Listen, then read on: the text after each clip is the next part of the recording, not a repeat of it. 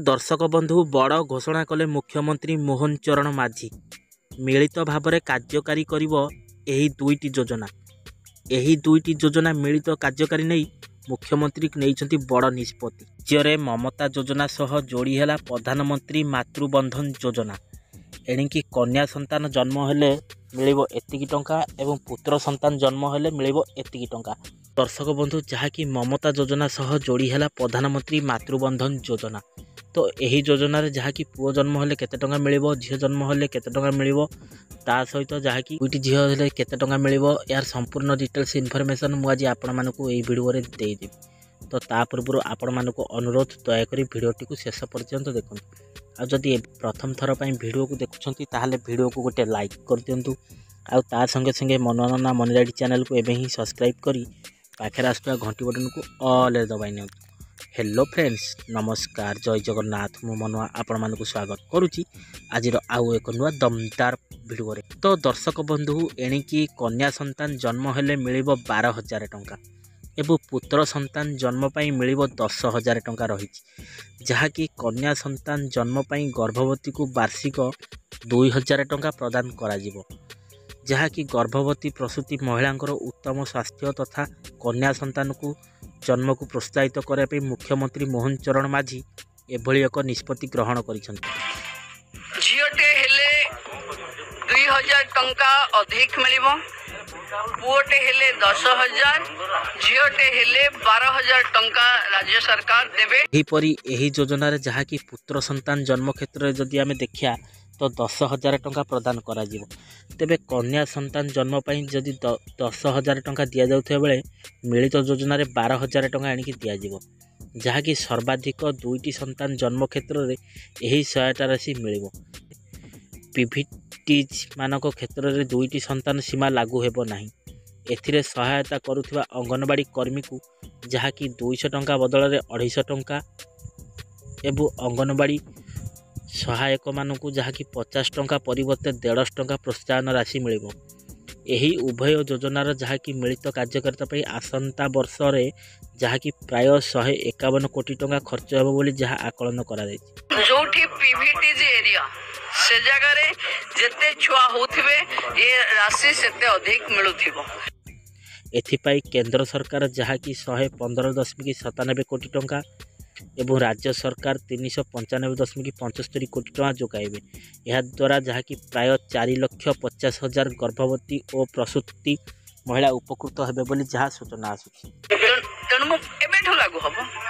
आम पाखे अच्छी एटा ममता रे थिला, प्रधानमंत्री मातृबंदना रे थिला, ओडिशा सरकार ताको कन्वर्जेंस करिछि। गतकाली मुख्यमंत्री घोषणा करिसंती एवं जेबेठु घोषणा हैला राज्य रे सेबेठु लागू आग मासरु सेमाने एही सुविधा पाइबे। बे एही योजना रे जहाँ कि नक भविष्यत पई अनेक योजना कार्यकारी करा जाउछि। एभली एक योजना जहाँ राज्य सरकार जहाँ कि झील को पूरा 50,000 टंका देउछंती। एभली एक योजना जहाँ कि सामिल होगा झील मान अभिभावक को सीधा सड़क 50,000 टंका जोगाई दि जाउछि। तेबे गोटे परिवार रे झील जन्म होगा क्षणी जहाँ कि अभिभावक आकाउंट रे 50,000 टंका जमा कर दि जाजिवो। एहा सहित द्वितीय संतान जन्म हेले एहा परे अभिभावक परिवार नियोजित पई जहाँ कि अस्त्रोपचार कराइबे। एथिपाई प्रत्येक झील को 25,000 टंका लेखाई जोगाई देबे सरकार। एही योजना रे शामिल हेबाकु हेले आपन को निर्दिष्ट मानदंड रही जहाँ कि झीलर शिक्षार विकास को दृष्टि रखी एही योजना कार्यकारी करा जाउछि। एही योजना रे आवश्यक हेउथवा दस्तावेजी मानदंड विषय रे आमे आज आपन को कहिबो। परिवार रे केवल 2 जण झील रहिथिबे सेमानकु केवल एहार लाभ मिली पारिबो। प्रथम झील जन्म नेबा 1 वर्ष मध्य जदि पितामाता परिवार रे नियोजित अस्त्रोपचार करती तेबे अभिभावक को 50,000 टंका मिलिबो। तेबे दुईटी कन्या संतान जन्म हेबा परे जहाँ कि 6 मास मध्य परिवार लोक नियोजित अस्त्रोपचार करती तेबे प्रत्येक महिला को 25,000 टंका लेखाई मिलिबो। एही योजना रे जहाँ कि कन्या संतान और माँ मानकर नाम रे एक जॉइंट अकाउंट खोला जिवो। एही खाता रे 50,000 टंका जमा करा जिवो। एहा परे प्रति वर्ष सरकारी नियम अनुसार झीर शिक्षा पई किछि धनराशि जमा करि परिबे। एही योजना मुताबक जहाँ कि पूर्व वार्षिक 1 लाख टंका जोगा देउथिले सरकार, हेले एहाकु वृद्धि करा जाई जहाँ कि 7,50,000 टंका करा जाईछि। ତେବେ ଏହାକୁ ଏକକାଳୀନ ଦିଆଯିବ ନାହିଁ, ବରଂ ଏହାକୁ କିସ୍ତି ଆକାରରେ ପ୍ରଦାନ କରାଯିବ। ଏହି ଯୋଜନାର ଲାଭ କେବଳ ମହାରାଷ୍ଟ୍ର ଆଦିବାସୀଙ୍କୁ ମିଳିବ। ଏହି ଯୋଜନାର ନାମ କନ୍ୟା ଭାଗ୍ୟଶ୍ରୀ ଯୋଜନା, ଯାହାକି କନ୍ୟା ଭାଗ୍ୟଶ୍ରୀ ଯୋଜନା। ସମାଜରେ ଝିଅଙ୍କ ପ୍ରତି ମାନସିକତା ଏବଂ ପରିବର୍ତ୍ତନ ପାଇଁ ଏହି ଯୋଜନା କାର୍ଯ୍ୟକାରୀ କରାଯାଉଛି। ତ ଦର୍ଶକ ବନ୍ଧୁ, ଯାହାକି ଆଜିର ଭିଡ଼ିଓରେ ଝିଅମାନଙ୍କ ପାଇଁ ଯାହାକି ମମତା ଯୋଜନା ଆଉ ଯୋଜନା ସହ ଯୋଡ଼ି ହେଲା ପ୍ରଧାନମନ୍ତ୍ରୀ ମାତୃବନ୍ଧନ ଯୋଜନା, ତା ସହିତ ଯାହାକି ଭାଗ୍ୟଶ୍ରୀ ଯୋଜନା। ଭିଡ଼ିଓଟି ଆପଣମାନଙ୍କୁ କେମିତି ଲାଗିଲା ମୋତେ ମତାମତ ଦେବେ।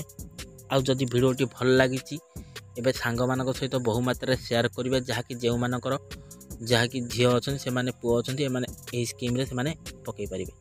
ତ ଦର୍ଶକ ବନ୍ଧୁ, ଆଜିର ଭିଡ଼ିଓଟି କେମିତି ଲାଗିଲା ମୋତେ ମତାମତ ଦେବେ। ଆଉ ଯଦି ପ୍ରଥମ ଥର ପାଇଁ ଭିଡ଼ିଓକୁ ଦେଖୁଛନ୍ତି ତାହେଲେ ଭିଡ଼ିଓକୁ ଗୋଟେ ଲାଇକ୍ କରିଦିଅନ୍ତୁ। ଆଉ ତା ସଙ୍ଗେ ସଙ୍ଗେ ମନୋରଞ୍ଜନ ମନିରାଡ଼ି ଚ୍ୟାନେଲକୁ ଏବେ ହିଁ ସବସ୍କ୍ରାଇବ୍ କରି ପାଖରେ ଆସୁଥିବା ଘଣ୍ଟି ବଟନ୍ ଅଲ୍ରେ ଦବାଇନା। ତ ଦର୍ଶକ ବନ୍ଧୁ, ଆଜି ପାଇଁ ଭିଡ଼ିଓଟାକୁ ଏଇଠି ରଖୁଛି। ପୁଣି ଦେଖା ହେବି ନେକ୍ସଟ ଏକ ଏପିସୋଡ଼ରେ, ପୁଣି ଏକ ନୂଆ ଅଧ୍ୟାୟକୁ ନେଇ। ସେ ପର୍ଯ୍ୟନ୍ତ ମୋତେ ବିଦାୟ ଦିଅନ୍ତୁ। ରହୁଛି, ନମସ୍କାର, ଟେକ୍ କେୟାର, ବାଏ ବାଏ, ଜୟ ଜଗନ୍ନାଥ।